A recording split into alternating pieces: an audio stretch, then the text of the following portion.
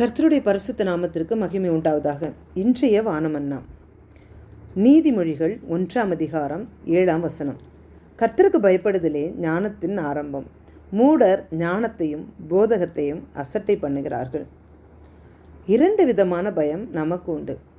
1 கர்த்தருக்கு பயப்படுகிற பயம், 2 மனிதனுக்கு பயப்படுகிற பயம். மனுஷனுக்கு பயப்படுகிற பயம் கண்ணியை வருவிக்கும் அப்படின்னு சொல்லி வேதம் சொல்லுது.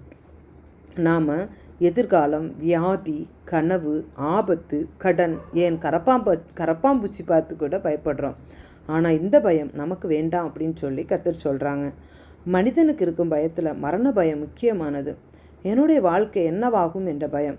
ரட்சிப்பின் நிச்சயத்தை பெற்றுக்கொண்டால் இந்த பயத்திலிருந்து நமக்கு நிச்சயம் விடுதலை கிடைக்கும்.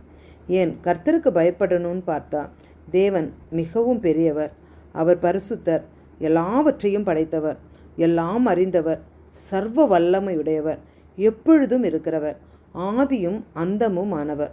இவற்றை அறிந்த நாம் அவர் மீது நாம் வைத்துள்ள அன்பினால் அவருக்கு பயப்பட வேண்டும். பாவத்தை விட்டு வாழ கர்த்தருக்கு பயப்படுகிற பயம் நமக்கு நிச்சயம் வேண்டும். தீமையை வெறுத்து அதை விட்டு விலகுவது கர்த்தருக்கு பயப்படுதல் ஆகும். கர்த்தருக்கு பயப்படும் போது அது ஞானத்தின் ஆரம்பமாக இருக்கும். அந்த ஞானத்தை நாம் விரும்பி அதை அடைய நம்பிக்கையோடு தேவனிடம் கேட்டு அதை பெற்றுக்கொள்ள வேண்டும். கர்த்தருக்கு பயப்படும் போது அவர் நமக்கு ஐஸ்வர்யத்தையும் மகிமையையும் ஜீவனையும் தருகிறவராய் இருக்கிறார். நாம் கர்த்தருக்கு பயந்து நடப்போமானால் அவருடைய கற்பனைகளை கைக்கொண்டே ஆக வேண்டும். அவருடைய கற்பனைகளை கைக்கொண்டு நடக்கும்போது அவர் நமக்கு ஆயுசு நாட்களை பெருக பண்ணுகிறவராய் இருக்கிறார். அவருக்கு பயப்படும் போது தாழ்மை நம்முடைய வாழ்வில் தானாகவே வந்துவிடும். கர்த்தருக்கு பயப்படுவதனால் கிடைக்கும் நன்மைகள் என்னென்ன அப்படின்னு சொல்லி பார்த்தோன்னா, ஞானம் நமக்கு ஆரம்பமாகும். தீமையை வெறுத்து அதிலிருந்து நிச்சயமான ஒரு விடுதலையை நமக்கு உண்டாக்கும். நீடித்த ஆயுசை நமக்கு தரும். திட நம்பிக்கையை நமக்கு உண்டாக்கும். பிள்ளைகளுக்கு அடைக்கலம் கிடைக்கும். மரண கண்ணிகளுக்கு தப்பலாம். நல்ல வாழ்வு போன்ற அநேக ஆசீர்வாதங்களை கர்த்தர் தருகிறார்.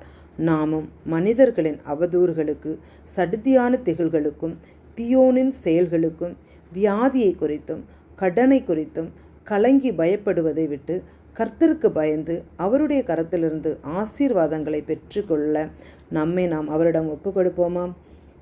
அன்பின் தேவனை அப்பா ஆண்டவரே, அப்பா இந்த நாளில் உம்முடைய கிருபை ஒவ்வொருவரையும் தாங்கும்படியாக ஜெபிக்கிறேன். அப்பா எல்லாருக்குள்ள உமக்கு பயப்படுகிற பயத்தை கர்த்தர் வைக்கும்படியாக ஜெபிக்கிறேன்.